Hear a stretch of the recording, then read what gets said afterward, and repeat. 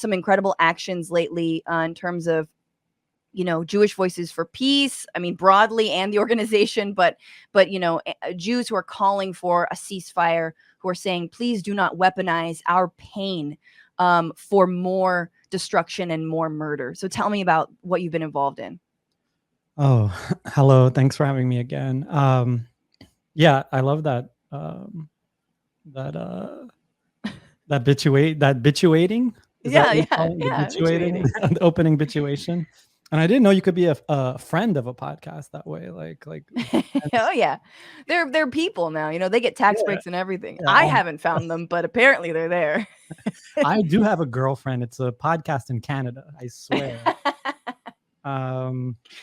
Yeah, we actually, I've been largely documenting a lot of these things, but I also took action in the initial one in New York, where a coalition, usually these things have been done very separately across different Jewish anti-apartheid groups. And this time, I think it called for this, just like, put our beefs away and come together moment. And that's what happened in New York, where thousands of people emerged in front of Chuck Schumer's home and demanded an immediate ceasefire and a return of hostages and all of the things to help de-escalate and find solutions to this at the root versus bombing the hell out of children.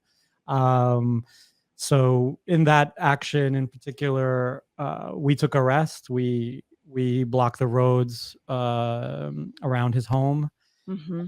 The police warned us and ended up arresting over 50 of us.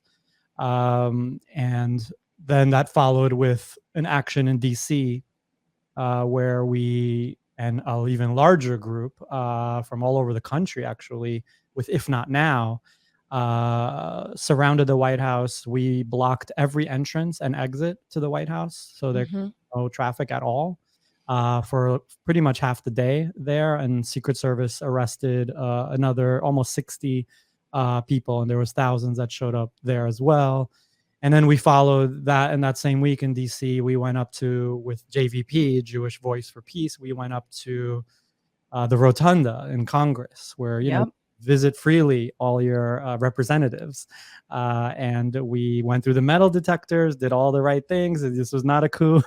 This was very much protected free speech. And we had, what was it? I think 10,000 people show up outside. And 500 people enter the Rotunda at the same time. 10,000 people is massive. It was the largest Jewish action standing alongside Palestinians in history anywhere in the world. I mean, that's huge, and that's wonderful to be able to claim that, to say that, and to, you know, continue these actions. I mean, also just a couple thousand outside of Schumer's house. That is a massive action for New York. His co-op board hates him. Like, that's our goal, is to get him kicked off his co-op. They're having meetings right now. Look, there are bigger problems, but these protesters. I did want to ask you, because, you know, as much as, and thankfully there has been some coverage of that, although I have not seen it framed as the largest, you know, Palestine solidarity protest by Jews, you know, in history or in the world right now, whatever. Like, you know, there's a sidebar, this happened, there's a call for ceasefire, these are progressive Jews. And at the same time, you know, the New York Times and other outlets are doing a lot of, like, there was a recent article about progressive Jews feel abandoned. And, you know, and it was specifically people who felt abandoned by the broader left, that somehow were not standing with Israel enough in their war, So it seems to be like there's this divide, right? And as the anointed rep for all Jews in the United States, no, but I guess I wanted you to speak to that divide, and also, you know, I guess why are we seeing this change? Why do we see this divide? Who do you see coming out to these actions? What are they saying? And what do you attribute to, I guess, the turning and the understanding that, like, the Israeli government truly does operate a system of apartheid on the Palestinian people? So talk about that. What you actually opened with was really interesting, and that is how Israelis just say what it is, and admit things. Like if you look up any historical documentary or anything, Israeli heads of security and prime ministers almost always say, I would be doing the same thing as Palestinians do if I was Palestinian. They're very open about it. And they're very open about like might is right. Like they're like, we did this because we can. Right. And we must, you know what I mean? And of course there's like some not justification, but understandings to their motivation. However, they are war crimes. The fight here now in the U.S., JVP has been around for decades, if not now since 2014, since the last huge assault on Gaza, which killed so many people and actually brought me into the issue. I actually was doing other work. I was like, I was working at a legal organization, and we were doing other things. And I saw these kids out there doing a prayer for the dead, and in Hebrew, outside of a Jewish institution that supports apartheid. And they didn't stop with the Hebrew names. They did the prayer for every name. And I was really moved by that. That was very different to me than taking a side. And I grew up very Zionist, not very politically Zionist, but raised. It's like infused in our culture and our prayers and our tradition spiritually. But as someone from Central Asia, as an Uzbek Jew, as a Bukharian Jew in Central Asia, our name was Israel. It was us. So when we say we're going to Israel, we meant this is the crew. Wherever we are, we're going to this crew. And there are Jewish principles. Going to Uzbekistan or just going to chill with my like Uzbek? No, we were Israel. Our people were called Israel in Uzbekistan. Yeah. If we all moved to New Jersey, we would just be like Israel. Like the home is where the hat lays, right? Like, right. And there is a tradition in even European Jewry called Daikat, which is here-ness. It's like home is where we are. And there was a big fission early on during the early rumblings of Zionism, political Zionism. There was this movement that said, no, we should be making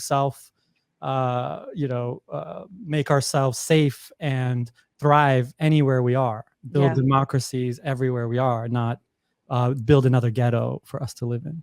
I'm learning about that actually through Doppelganger, Naomi Klein's new book. She's going to be on next week, and she talks a lot about the Bundist movement and that idea of here-ness. So then how did you come to this issue? What was it about 2014? What did that look like? It was really having been indoctrinated to one side, but seeing another actually practice our faith and our traditions towards some goal, to actual real life goal, versus talking about the past and the glory of the past and the horrors of the past, talking about the future and solving problems here right now. And there was this powerful thing where when I joined that group, IfNotNow, early on, and I recited those names, as I recited the Hebrew names, we would recite the name and the age. And it would be like Moshe something 35, David something 27. And a man stopped, an older man, very old, grabbed me by my arm and thanked me and looked like he was in tears from just how proud he was. And he told me how proud I am to see Jewish stuff, young people doing Jewish things on the street and honoring people who need to be honored. And as he's holding my arm in this loving, sweet way, which just filled me with love, his grip started getting tighter and tighter as the names began to change. And the names became Muhammad, and the names became Leah, and the numbers became lower, 3 years old, 2 years old. And those names were Palestinian names. And he was so offended that we were singing and praying in Hebrew for these names. And immediately that grip on my arm turned into a grasp, and he wanted to hurt me in that moment, where I had to pull myself away from him. And I just saw the power of reclaiming us. And also, like we did this week, there was this narrative that Jews are united to bomb for an eye for 1,000 eyes. That we're united for that. And we're not. And the media kept repeating it. Institutions kept repeating it. Everyone kept repeating it. Biden, elected officials, everyone. And we needed to do something to make sure everyone knows, and everyone who's lazy out there reporting has to say that this is not unified. And I think we did that. Absolutely.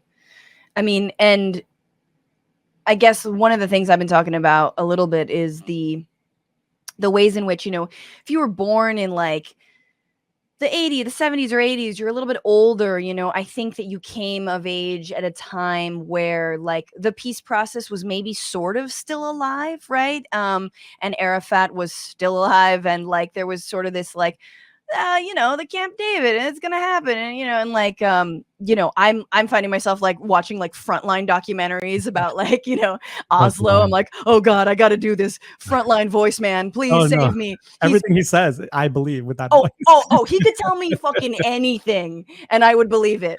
That's like my propaganda is PBS Frontline. Kill your parents. Yeah, okay.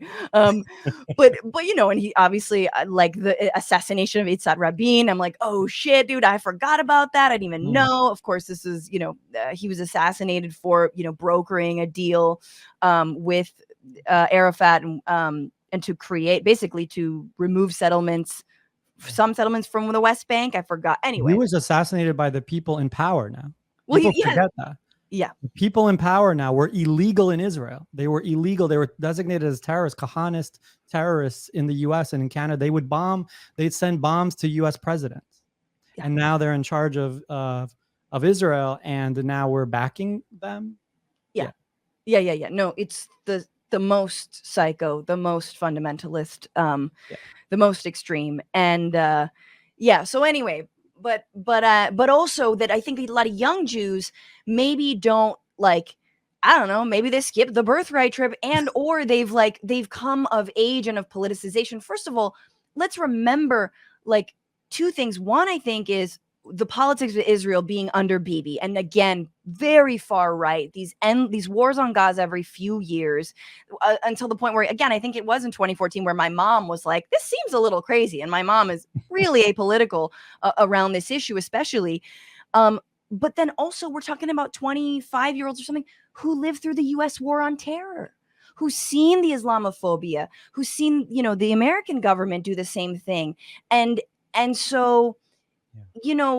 Let's not forget that the indoctrination isn't sticking as much as it used to when it comes to sort of blind support for war and dehumanization. I don't know if you wanted to add anything to that, but yeah. Oh, absolutely. We've seen paradigm shift, not even just in the younger groups, but we see open questioning. We see things happening. We see those charges of anti-Semitism, still very harmful, the smears of it. Very harmful and dangerous still, but getting weaker and weaker. We also see now like that it's not just these legacy Jewish organizations, but the majority of Zionists, as you've covered on this show many times, the majority of Zionists in the US, money and people, are Christian, are right-wing Christians. And they are giddy. I always listen to the radio, the bridge or something, and somehow they patch it through New York. I don't know how they get to New York, but they get to New York. And I'm just driving in the middle of New York City and hearing this preacher basically giddy with joy about what's happening, because this is fomenting the end times that they require to get off. Wow. Terrifying. I mean, and that's the kind of AM radio that, this landlord was listening to before he, murdered his tenants, 6-year-old Palestinian boy.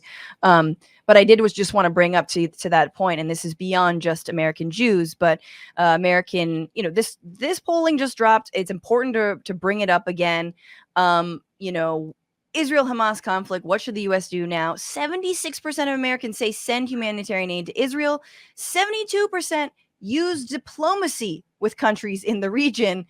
57% send humanitarian aid to Palestinians in Gaza. And just 48% say send weapons and supplies to Israel. And what do you think Biden is doing?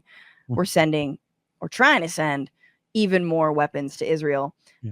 here's another specifically on the weapons to Israel thing. Should the U.S. send weapons supplies to Israel? Only 47% of Democrats and 45% of independents, which I was surprised by. And then should not, 53% and 55% of more independents say no. And then Republicans, 57% say yes, and 43%, you know, again, with that sort of, as you were mentioning, sort of the far right Christian nationalist plan. Yeah. But For that six-pack Jesus, you know, to rise again.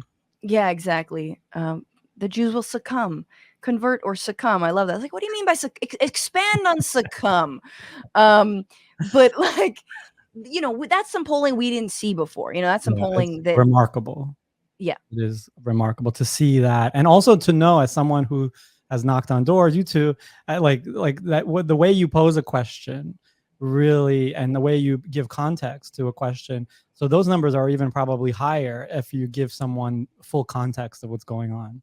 What's going on, Frantifa? If you haven't already, subscribe to this channel right now. Hit that button. And also, you can become a patron and support the show every single week. Get access to bonus episodes and exclusive merchandise. Patreon.com/Bitchuation Room. Do